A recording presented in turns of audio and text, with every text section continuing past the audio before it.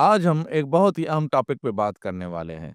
जब किसी मरीज को ये डायग्नोस हो जाए कि इसको थ्री वेसल डिजीज है, या उस मरीज को ये बताया जाए कि आपकी दिल की तीन शरेयानें बंद हैं, तो क्या सिर्फ एक ही इलाज बचता है? तो क्या सिर्फ इलाज उसका सिर्फ बाईपास में ही मुमकिन है, या कोई और भी अल्टरनेटिव मौजूद है? तो आज की वीडियो आपने आखिर तक ज़रूर देखनी है, क्योंकि इस कन्फ्यूजन को हम आज की वीडियो में ख़त्म करने जा रहे हैं। हमारे दिल की तीन मेन शरेयानें होती हैं, जो कि हमारी शहरक से निकलती हैं। इन तीनों शरेयानों के नाम, एक को एलएडी बोलते हैं, दूसरे को सरकमफ्लेक्स कहते हैं और तीसरे को आरसीए बोलते हैं। और अगर इन तीनों शरेयानों में 70% से ज़्यादा ब्लॉकेज बन जाए, तो इसको हम थ्री वेसल डिजीज़ या दिल की तीन शरेयानों की बीमारी कहते हैं।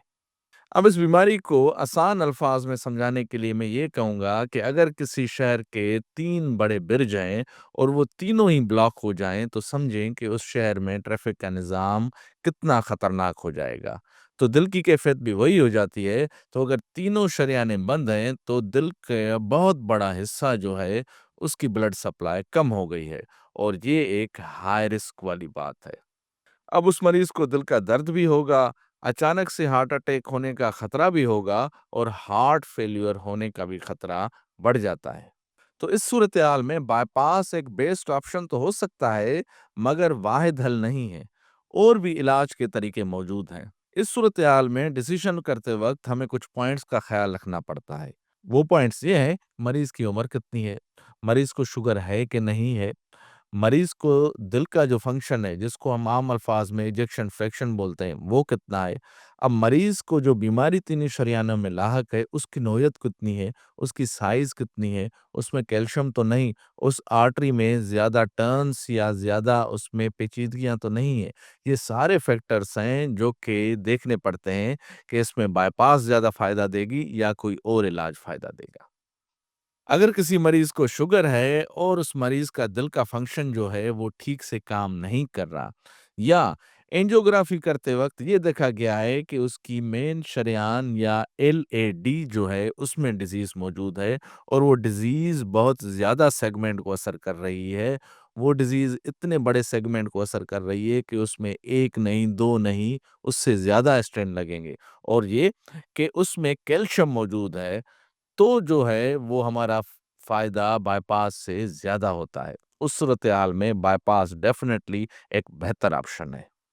मगर बायपास ओनली ऑप्शन नहीं है, एंजियोप्लास्टी का ऑप्शन भी मौजूद है। एंजियोप्लास्टी उस सूरत-ए-हाल में फ़ायदेमंद होती है जब मरीज़ को शुगर ना हो, जब मरीज़ का इजेक्शन फ्रैक्शन वो ठीक है, जब वो जो डिज़ीज़ है वो ज़्यादा लंबी नहीं है, बल्कि छोटे से स्टेंट में या दरमियाने स्टेंट में वो कवर हो जाती है। उस शरेयान में ज़्यादा कैल्शियम नहीं है। अगर कैल्शियम होगी तो हम स्टेंट को जैसे ही उसमें लगाएँगे, उसको फुलाएँगे, तो वो ठीक से फूलेगा नहीं। और वो जो सेगमेंट व जो शरेयान है उसमें ज़्यादा टर्न्स वगैरह भी नहीं है कि हमारा स्टेंट जो है वो उसमें ठीक से आ जाएगा। तो ऐसी सूरत-ए-हाल में हम एंजियोप्लास्टी की तरफ भी जा सकते हैं। तहकीक से ये साबित हुआ है कि एंजियोप्लास्टी या बायपास, उसके बाद अगर तीनों शरेयानें बंद हैं और हमने एंजियोप्लास्टी या बायपास की है, तो दिल का दर्द दोनों में ख़त्म हो जाता है। सिर्फ एक फ़र्क रहता है, वो है रिपीट प्रोसीजर का। अगर आपने स्टेंट या एंजियोप्लास्टी लगाए हैं, तो उसमें ज़्यादा प्रोसीजर करने का होता है कि फ्यूचर में जाके वो स्टेंट बंद हो जाए और आपको दोबारा से हार्ट अटैक हो जाएगा, या फिर दोबारा से आपको एंजियोप्लास्टी करनी पड़ेगी। वरना अलामात जो हैं वो दोनों से गायब हो जाती हैं।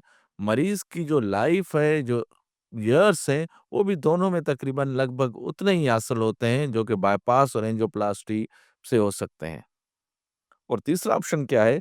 तीसरा ऑप्शन है दवाइयाँ। मगर याद रखिए, दवाइयों से बीमारी जो है वो वहीं की वहीं रहेगी। रुकावट जो है वो वहीं की वहीं रहेगी, मगर अलामात में जो है वो फ़ायदा हो जाएगा। वो जो अलामात हो रही हैं, जो सीने का दर्द हो रहा है या साँस का फूलना हो रहा है, वो कम हो जाएँगी, मगर जो बीमारी है वो दवाइयों से गायब नहीं होने वाली। तो आज की वीडियो का लुब-ए-लुबाब क्या हुआ? लुब-ए-लुबाब ये है कि बायपास एक बेहतरीन ऑप्शन हो सकता है, मगर ओनली ऑप्शन नहीं है।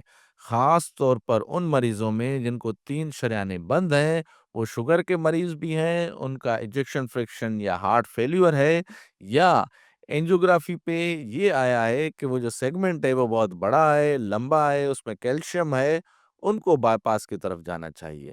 مگر اگر کسی کو شوگر نہیں ہے، کسی کو ایجیکشن فریکشن نارمل ہے اور جو سیگمنٹ ہے وہ بھی زیادہ لمبا نہیں ہے، اینجیوپلاسٹی زیادہ پیچیدہ نہیں ہوگی، تو اینجیوپلاسٹی اور بائی پاس دونوں کے فوائد یکساں ہی ہیں۔